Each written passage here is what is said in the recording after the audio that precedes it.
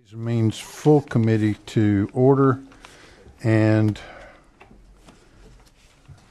we got quite a long agenda, but I don't think it's going to take that long because I'm going to take some stuff off, and so I'll just call them in order. House Bill 364, Chairman Knight.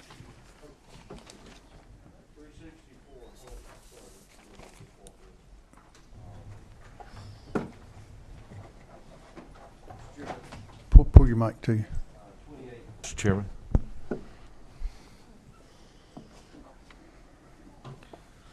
Mr. Chairman, this is a follow-up. If the committee will remember, a couple of years ago, we had a House bill, I think it was 399. It was the usufruct bill, in which we had the property taxation or the assessment on possessory taxes. This body passed 399 and said that is suspend for just a minute. Yes, sir. We've got another substitute. It's not in the file. We'll hear it at a later meeting. We're going to go to the next one. Okay.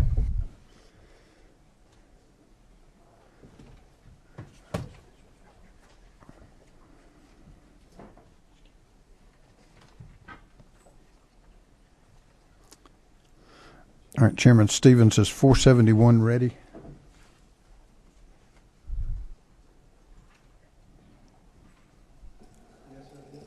Okay, what's your number? Number 12. Okay. Thank you. Thank you, Mr. Chairman. This is an ability for the, as we've heard in subcommittee, for these rental companies that are charged ad valorem taxes on their equipment throughout the year to add a line item on there for that percentage of 1.5% of their ad valorem tax, so that they're not paying sales tax on ad valorem tax as well. Very simply, that's what the bill does, and I'll ask for your favorable consideration. All right, are there any questions for the author? Second. All right, I got a motion to pass, and there's a second. And number 25, that would be Representative Carson. I'm sorry, just to verify, we're talking about House Bill 471? Yes. Is the amendment, do we have the amendment for that? I don't see an amendment. There was an amendment which had a, I believe we had a sunset or something? Sunset, yeah. Yep. Where is it?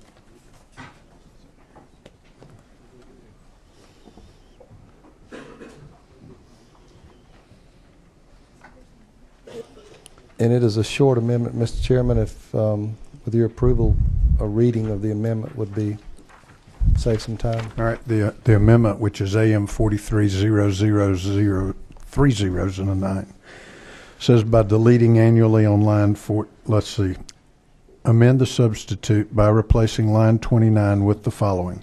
B1, for the period beginning January 1, 2017 and ending December 31, 2020, there is levied and imposed a property tax recovery fee.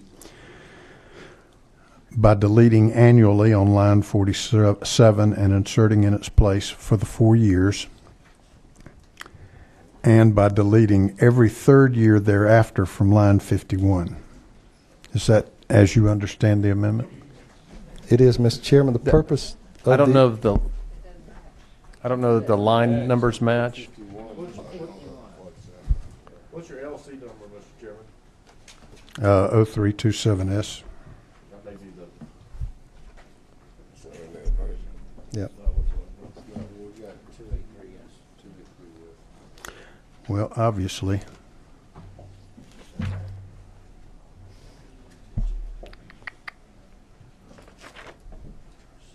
I want to make sure we amend the right version, in 0327S would be a later version than what we've got on the iPads.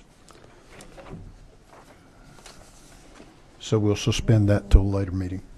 Thank you, Mr. Chairman. All right, Representative Ballinger here? Not? Okay, we will move on to House Bill 828, Representative Flood.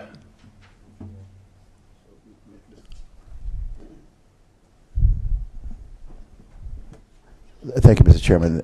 We will need to suspend on this one as well. The correct sub is not in on the iPad. Very well. It's going a lot quicker.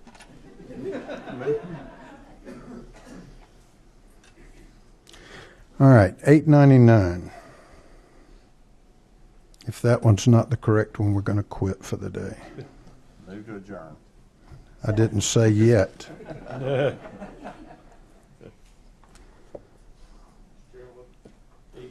All right, we're working off of 344864 ERS. Yay. All right, this is House Bill 899. For the benefit of full committee, the tobacco tax settlement that the state of Georgia and other states entered into. And I'm going to ask you to chair this. Provided that there would be payments made by the participating companies, but also required that non-participating companies or non-settling companies would pay into an escrow account an amount equivalent to what the settling companies were paying. And the purpose of that was to level the playing field so that the non-settling companies did not achieve a competitive advantage over the companies who settled in the tobacco settlement. The settlement also provided that in the event that the state did not enforce the escrow provision, that then the settlement companies could basically reduce their payments to make sure that they were playing on that level playing field. The Attorney General's office brought to our attention that, in fact, we have not provided a tight enough escrow arrangement, and this bill basically provides a tighter escrow arrangement so that the settlement, the tobacco settlement, is not in jeopardy. In those states where the escrow provision has not been enforced as required by the settlement, and tobacco companies who were involved in the settlement sued the state, it has resulted in reductions in the amount of the tobacco settlement payments almost up to 50%, which would, if something like that happened in Georgia, would cost the state approximately $75 million a year. So that's the purpose of this bill, is to tighten up the escrow provisions of the tobacco settlement, and it has been vetted in subcommittee with 2 subcommittee hearings, and all of the persons that had issues regarding it have had those issues resolved. And so with that, Mr. Chairman, I'd be happy to answer any questions. Any questions of Chairman Powell with regard to the bill? Hearing none, those, second. All in favor, say aye. Aye. Thank you. Thank you, Mr. Chairman.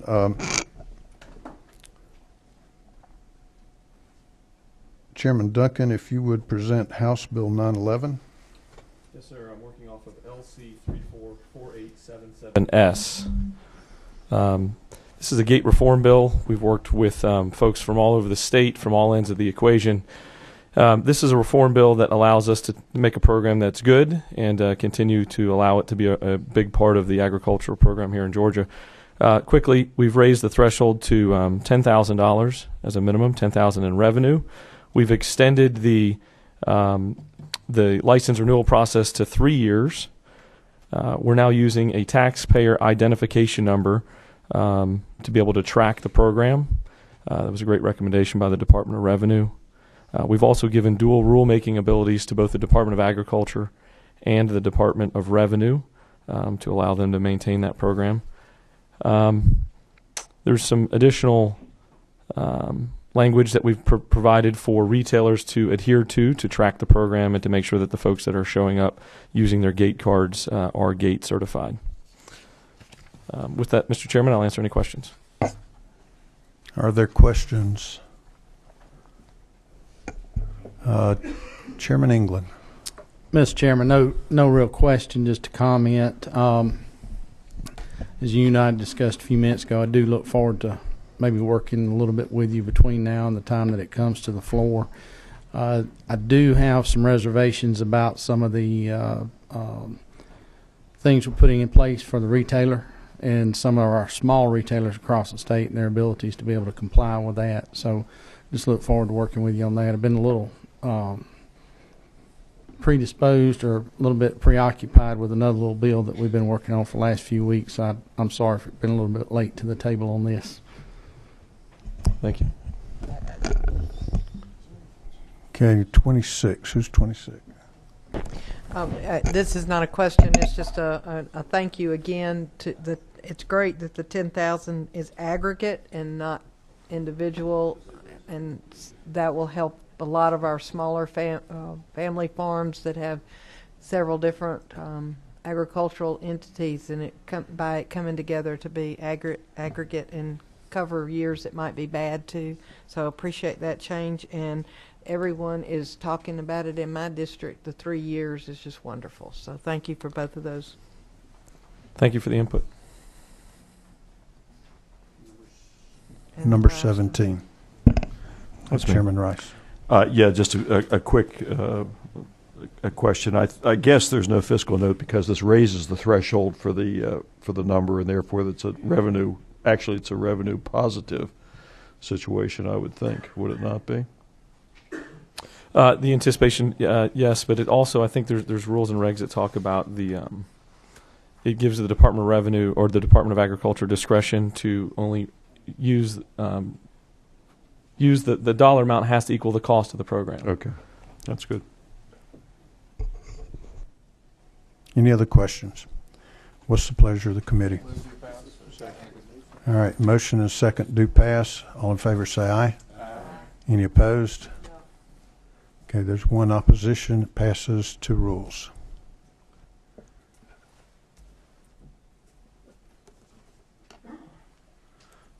All right, Representative Duncan, present 919, please, sir. Thank you, Mr. Chairman. This is a rural health care bill for us. It's an opportunity to fundamentally change the way that we fund our rural health care problem. I think everybody in the room would agree that there is a serious problem with rural health care. This is an innovative approach. I'm calling the program CPR Squared, Communities Provide Rural Relief. What we've done is create a definition for a rural health care organization. So one of these organizations have to be in a rural county, which is 35,000 or less, and meet several other criteria such as not-for-profit, a local board of directors, and at least 10% or more of their revenue has to come from uncompensated care. Essentially, this bill focuses on the hospitals that we continue to hear about across the state that are in risk of going out of business. In addition, we make sure that these hospitals have to file a 990 form and be current on all their audits and reports, just so that we can make sure that these hospitals are being managed correctly and give public oversight as to how they're being managed. This program allows individuals and companies to laser target their income tax dollars directly to these rural healthcare organizations, just like the SSO programs that we've seen be an overwhelming success across the state. The Department of Public Health will administer the program. There will be an 80 cents on the dollar tax credit. So every dollar that you give, there's 80 cents in a tax credit that comes back out. The cap is $250 million. I've been asked why the number's so big, and it's because the problem's so big. With that, Mr. Chairman, I'd ask for any questions. Are there questions? What's the pleasure of the committee? Move it pass. All right, there's a motion and a second do pass. Any discussion? All in favor say aye. Aye. Any opposed? Passes to rules. Thank you.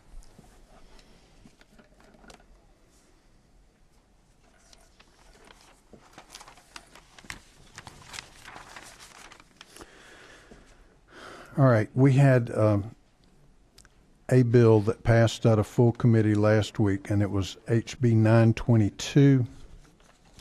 There was a scrivener's error when it passed the rules, and it had the wrong LC number.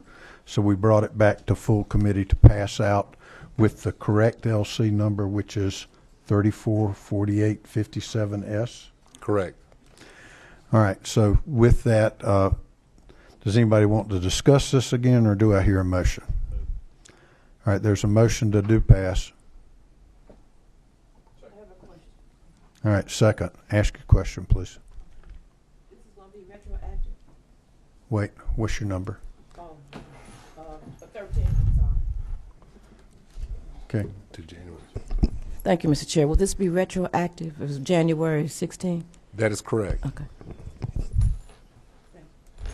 All right, any other questions? All in favor say aye. Aye. Any opposed? Passes on the rules. Again.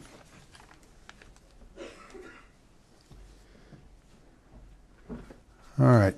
Representative Harrell, 935. This is LC 430330ERS. This bill's been vetted a couple of times in sub, and this deals with creating a new Freeport Exemption 1 fourth kind for fulfillment centers that would does not allow any customer purchases on site. It will require the local governments to approve an ordinance and put on the local ballot if they choose to offer this additional type of Freeport exemption. I'd be glad to answer any questions. Are there any questions of the author? Hearing none, do I hear a motion? So moved. There's a motion. Is there a second? Any discussion? All in favor say aye. Aye. Any opposed? Moves to rules.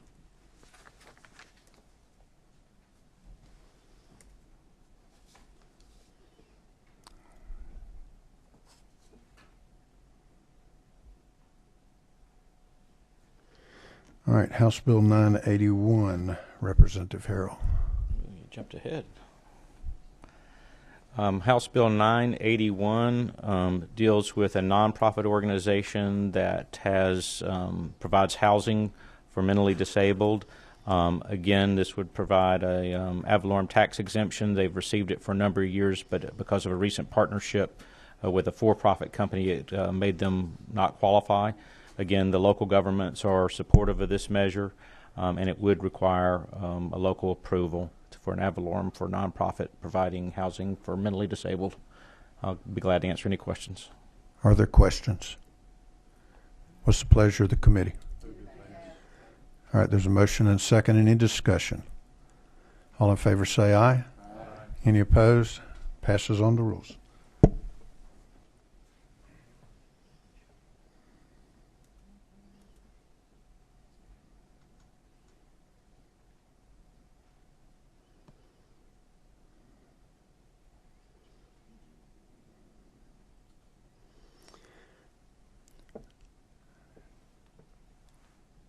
Chairman Stevens, did you say that you wanted to bring something up in the full committee?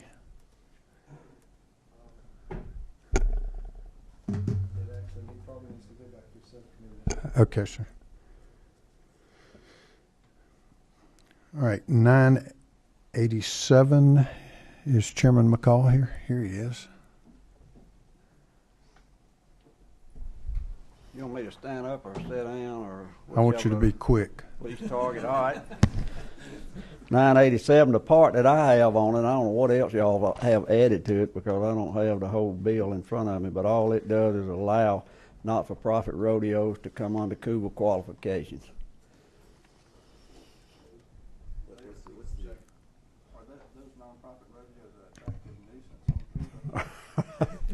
Only if Chairman McCall is right. riding a bull in the event. All right, are there questions? What's the correct LC? All right, this is 430324S. Yeah, that is the right Wait a one. minute, Okay. is that right? Yeah. I didn't know we were working off that piece of paper.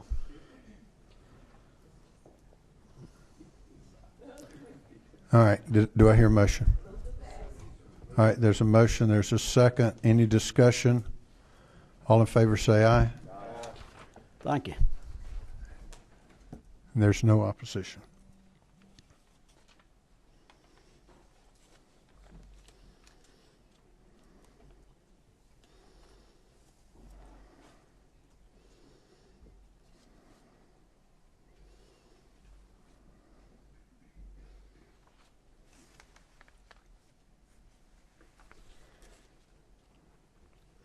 All right, House Bill 991, Representative Hitchens. Are we going to retain the same LC number? Yes, sir, we're operating off of 4872S, I believe. I've got LC 430316. Wait a minute.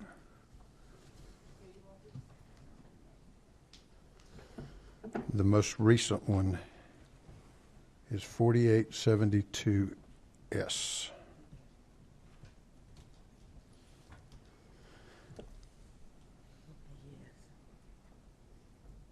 Okay.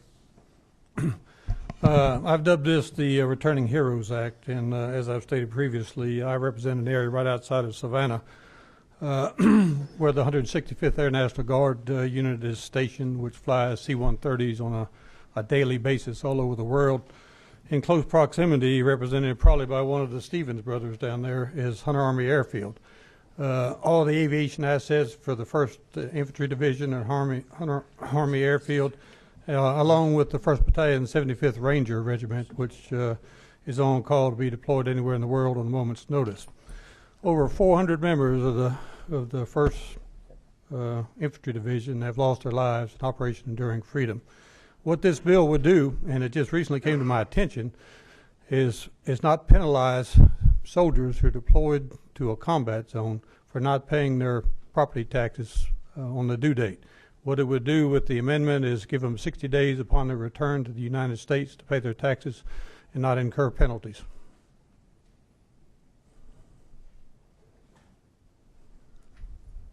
Are there questions? Just for the committee's benefit, this was amended in subcommittee to change the 30 days to 60 days. And so there will be a committee substitute if passed by the committee that goes to rules that will say 60 rather than 30. All right, Chairman Knight. Mr. Chairman, just to follow up, I'm asked the chairman's discretion. I know we amended the line 24 and changed it from 30 days to 60 days.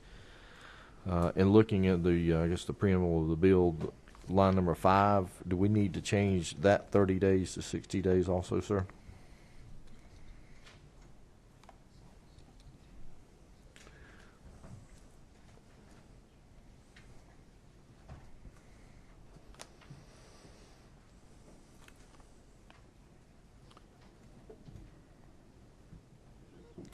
I would suggest that would be an appropriate amendment for you to make. All right. At the So, appropriate time, all right. I'll do that, Mr. Chairman. All right, who is 18? I waive. Okay, waves. Any other questions? What's the pleasure of the committee? All right, there's a motion and a second. Do pass as amended by the subcommittee. Are there any other amendments? I'd like to make a motion to Mr. Chairman to amend on line 5, 30 days. Let's change that to 60 days. Is there a second? Is there discussion? All in favor of the amendment say aye. Aye. Any opposed? That brings us back to the main question as amended. All in favor of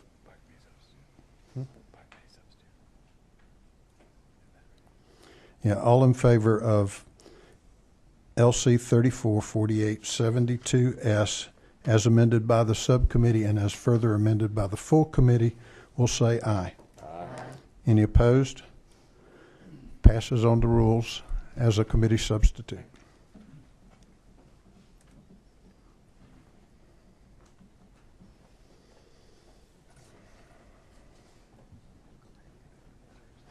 All right, we are now on to House Bill 1014.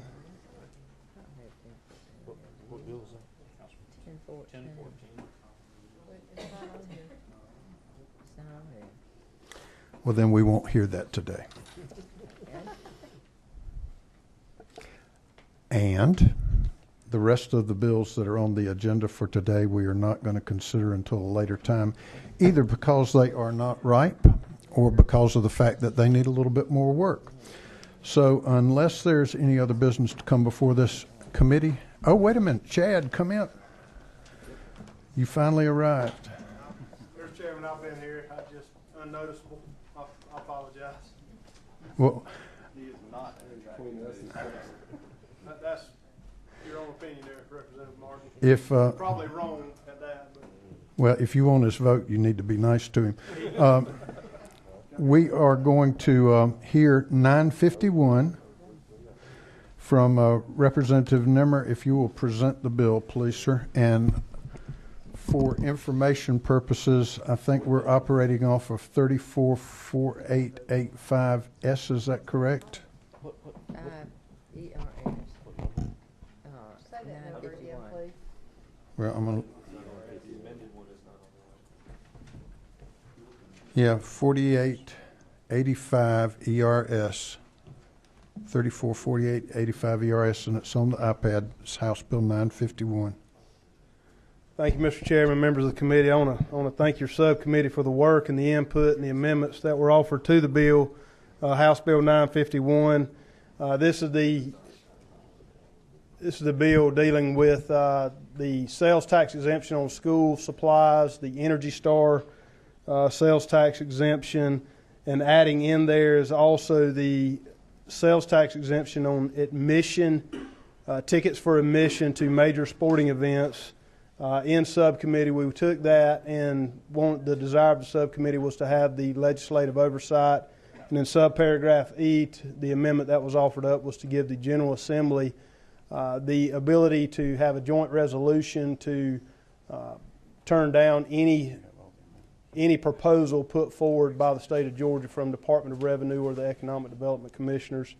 It also clarified in language that this would not be for any reoccurring events. Had to be a one-time event and an event of major significance. Mr. Chairman, your subcommittee under Chairman Duncan's leadership did a lot of work on this. Had a lot of input over the last several weeks, and I'd entertain any questions if there are any. All right. For purposes of so we don't plow the same field, would you advise the full committee of the amendments that were adopted in subcommittee? Yes, sir. So the amendments in subcommittee, if you'll look on line 15 and 16, we clarified the dates on the sales tax exemption for school holidays, moving it from August 1 to July 30, and from August 2 on line 16 to July 31. That paired it up instead of a Monday, Tuesday to a Saturday, Sunday. And then coming down, if you will look on line 22 under the Energy Star portion, struck the word October and inserted September, and on line 23 struck 3 and put 30. And then coming on down about 3/4 of the way down on line 23, struck the word 5, the number 5, and inserted 2. That moves Energy Star back to the weekend instead of on a weekday. If you'll notice, instead of it being a 2-year sales tax provision this time, it's only a year at the time. I think that's good insight by the committee to come back and clarify, make sure the will of the committee is to extend it, and also make sure those dates correspond on a weekend, not a weekday. If you look on line 26, you'll see sales of admissions to non-reoccurring events. That should be already in your substitute that you are viewing on your iPad, but that was added in subcommittee from the first committee hearing. And then lines 38 through 50 puts into the subsection E, the General Assembly oversight.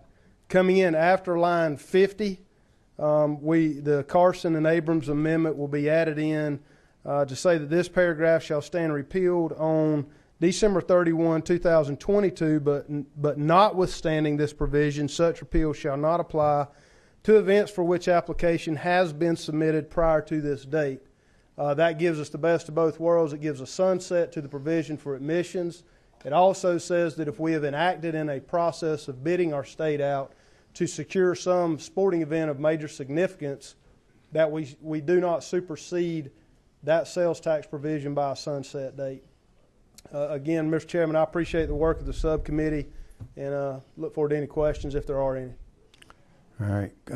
Is it Chairman Martin? Chairman Martin. I probably prompted that with my prior comments, but I'll be glad to take them. Thank you, bud. What number are you? I'm sorry, 16. Serious question. I was going to ask you if we were thinking Energy Star was going to be sponsoring the Super Bowl, since we tied it together, and I was looking for the tie between the two. But on a serious note, the non-recurring event, and you talk about collegiate tournaments and so forth. If we were to capture, I mean, at one time, for instance, the University of Georgia hosted the national men's tennis championship. I think they did it for a number of years straight now. I don't believe they do it every year. Would it be the intent to capture an event like that? This language may well do that. I think you probably meant it more like for an NCAA basketball tournament or a regional, but did you mean to capture an event such as that? No, I did not. I don't believe they'll meet the financial threshold set forth before the Revenue Commissioner and the Economic Development Okay, Commissioner. fair enough. Just wanted to make sure we weren't too broad. Good Thank question.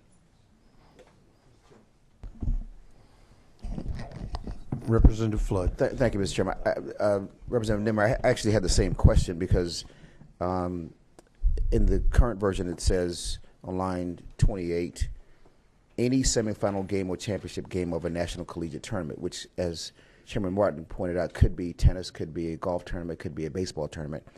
I know you said it was a $50 million threshold, but that on line 30 says, or any other non-recurring sporting event that has $50 million or more in revenue.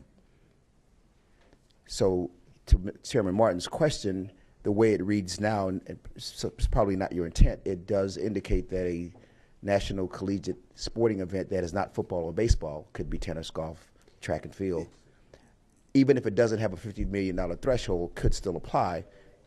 No, it has to meet the financial threshold. No, that's not the way it's read. That's not the way it's written, though. Or any other non-recurring major sporting event to be expected to generate revenue of at least $50 million in the host locality. I'd have to refer to your legislative counsel, Representative Flood, on that. I think that he did a better job capturing my question. I think either or. Did you follow it, Jake? Correct. Chairman Powell, is that okay that I defer to you, legal aid there? He's a law student.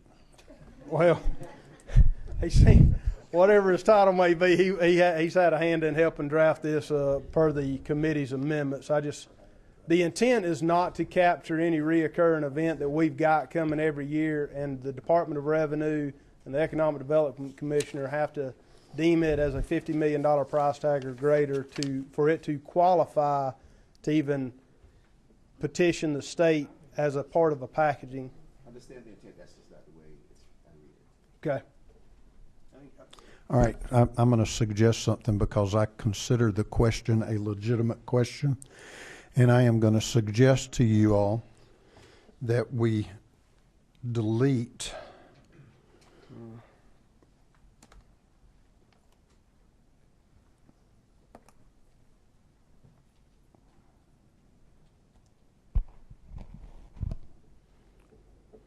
in line 32 the words "to be expected to generate revenue of at least $50 million in the host locality," and add in lieu thereof, "to be a major sporting event." Wait a minute.